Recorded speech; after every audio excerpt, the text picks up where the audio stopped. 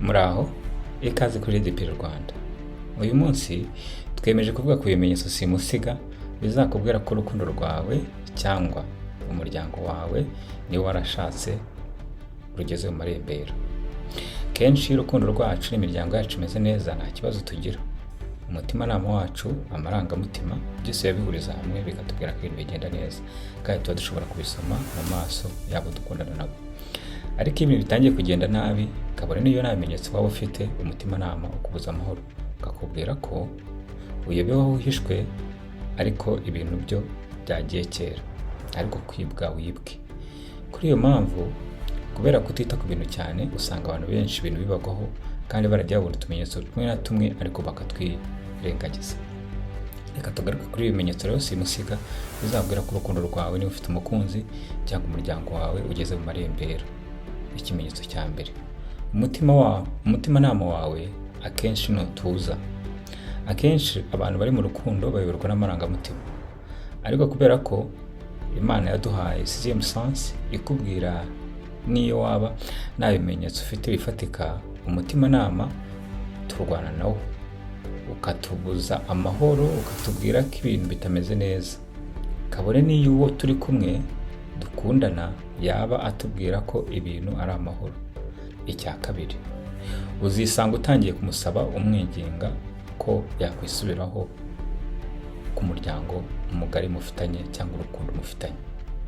Kubera kubuzwa amahoro n'umutimanama wawe, uzisanga utangiye kubwira umuntu mukundana cyangwa uwo mubana ngo kuki akora ibi cyangwa biriya. Azagusubiza nk'umuntu utabyitaho cyane, ahubwo akubwira ko usigaye wita ku tuntu duto kandi usigaye uri sensitive. Nyamara iyi ni tekiniki yo guteza akaduruvayo mu mutwe kugira ngo nawe utangire wishidikanyeho, ushidikanye no ku byo wibwira, ushidikanye n'uko unatekereza neza. Mu yandi magambo, azaba akubwira ko usigaye umukontorora rwose. N'uwo n'ibi bintu bikubayeho, uzitegure inzira isohoka muri urwo rukundo, kuko nutabikora uzatungurwa ndetse ubihomberemo cyane. Icya gatatu, ugisha inama inshuti ku bintu biri kukubaho ariko kumva ntizibyumva neza. Inshuti nyinshi zawe zireba ibiri hanze, ntizishobora kumenya ibiri imbere y'umuntu. Ni wowe wenyine ushobora kubibona ku muntu mubana buri munsi. Nizikugira inama nziza kandi ukumva ni nziza, ariko hagashyira iminsi ukumva n'ubundi ya mahoro mu mutima yabuze na biracyakubuza amahoro. Uzamenye ko urugo rwanyu cyangwa urukundo rugeze mu Marembera. Kabone niyo waba nta kintu gifatika kibi uzi ku mukunzi wawe cyangwa wamufatiyemo. Ni dore rw'amireba imbere y'ibyo twe tubonesha amaso cyangwa tubyumvisha amatwi, uzayumvire. Nicyo bita ubundi mu bakirisitu umwuka wera. Gusuzugura umwuka wera biganisha ku irimbukiro, kandi urababara cyane pe. Icya kane, imishinga mufatanije y'urugo cyangwa y'urukundo nibigenda kurya, uzasanga nta na kimwe uwo mukundana cyangwa mubana agishaka kuyikoraho cyangwa kuyitaho, cyangwa ngo ajye kubikora. No mu gihe agiye kubikora, akenshi biba bisa naho wamuhatirije. Niyo mufite nk'umushinga wo kugura inzu, ni urugero, uzisanga atangiye kwanga kujya gufata icyemezo mwasabye cyo kubaka inzu cyangwa se cyo kugura, yatangiye kwanga kujya kureba aho bagura inzu, gusura ikibanza n'ibindi, akubwira ko adafite umwanya. Muri iyi minsi, muri icyo gihe uzisanga ari guhakana ibintu byinshi mwari mufitanyemo proje n'imishinga. Najya no kubyemera kujyayo, uzasanga kenshi cyangwa kugira icyo abikoraho, uzasanga kenshi wabanje kumuhatiriza no kumushyiraho igitutu, kandi ntacyo mu by'ukuri yakoraga cyangwa nta n'akazi afite. Ibi bizakwereka ko atakiri imishinga, ahubwo uri kumuhatiriza, ariko azakomeza atanga impamvu ya buri kimwe uzajya uzamura cy'imbogamizi uri kubona kikubangamiye.